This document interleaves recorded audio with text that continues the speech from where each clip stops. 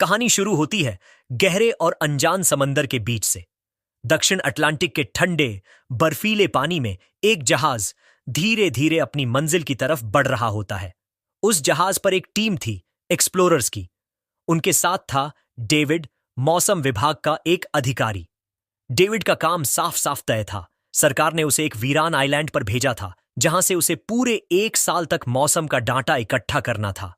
1 साल तक अकेलापन, आंधी तूफानों की गर्जना और बस वही आइलैंड। इसके बदले उसे अच्छी खासी रकम मिलने वाली थी। इसी उम्मीद के सहारे वह इस मिशन पर निकला था। कई दिनों के सफर के बाद जहाज आखिरकार उस रहस्यमय आइलैंड के करीब पहुंचा। नाव के सहारे टीम ने डेविड को उतारा। समंदर के बीचों बीच यह टुकड़ा ऐसा लग रहा था मानो धरती का कोई भूला बिसरा हिस्सा हो। चारों ओर सन्नाटा, यहां तक कि एक परिंदा तक उड़ता नजर नहीं आ रहा था। आइलैंड पर सिर्फ 2 चीजें थीं, एक पुराना लाइट हाउस और उसके बगल में एक छोटा सा मकान। यही आने वाले साल भर के लिए डेविड का घर बनने वाला था। लेकिन जैसे ही टीम अंदर दाखिल हुई, उन्हें कुछ अजीब महसूस हुआ। लेकिन रॉबर्ट कहीं दिखा ही नहीं। डेविड और कैप्टन हैरान थे। उन्होंने सोचा शायद वह लाइट हाउस में होगा।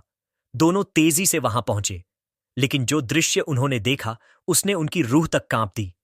पूरा लाइट हाउस नुकीली लकड़ियों से ऐसे घिरा हुआ था जैसे किसी ने उसे किले में बदल दिया हो, मानो वहां से कोई बाहर निकलना ही न चाहे।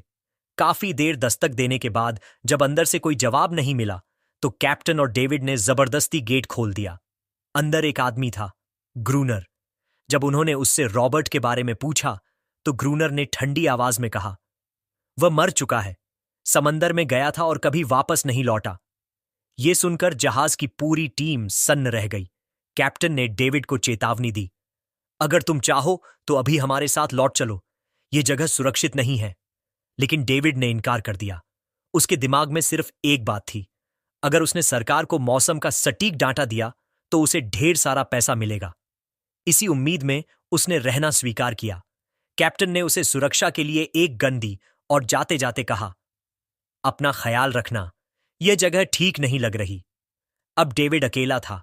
रात को उसने मकान थोड़ा व्यवस्थित किया और तभी उसे दराज से एक पुरानी डायरी मिली, रॉबर्ट की डायरी।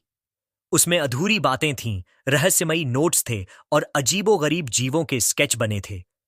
डेविड ने सोचा शायद रॉबर्ट ने समय काटने के लिए यह सब बनाया होगा, लेकिन उसे नहीं पता था यह सब महज ख्वाब या कल्पना नहीं थी, बल्कि उस आइलैंड की असली सच्चाई थी। अगले दिन डेविड ने अपना काम शुरू किया, मौसम का डाटा इकट्ठा करने का। लेकिन तभी उसने कुछ अजीब देखा।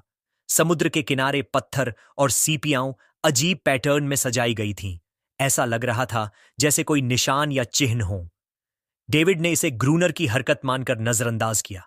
लेकिन उसी शाम जब उसने दूरबीन से लाइट हाउस की तरफ देखा, तो उसे ग्रूनर के साथ एक और परछाई दिखी।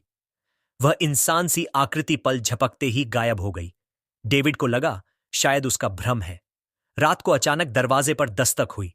उसने सोचा शायद ग्रूनर आया है, लेकिन जैसे ही उसने लैंप लेकर दरवाजे की ओर कदम बढ़ाए, उसके कानों में अजीब आवाजें गूंजने लगीं।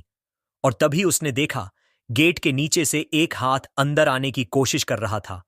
वह हाथ इंसानी नहीं था। डेविड का दिल थम गया। वह तुरंत बेसमेंट की ओर भागा।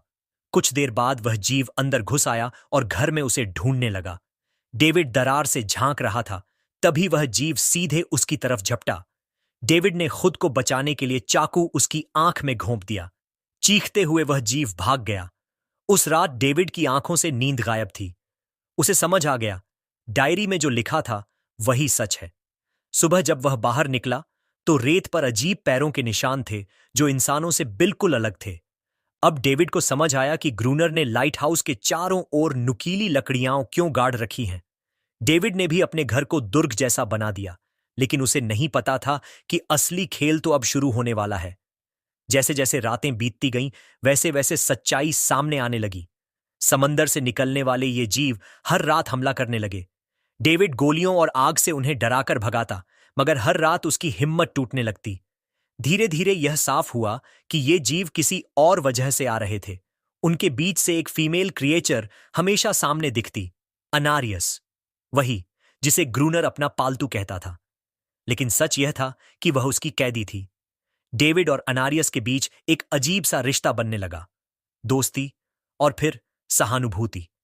डेविड को अब समझ आने लगा था, यह जीव वैसे दरिंदे नहीं हैं जैसे वह सोच रहा था। यह भी परिवार रखते हैं, अपने साथियों के लिए लड़ते हैं। मगर ग्रूनर, उसके लिए यह आइलैंड उसकी सल्तनत था। वह खुद को राजा समझता था और अनारियस उसकी गुलाम। समय बीतता गया, कई लड़ाइयां हुईं।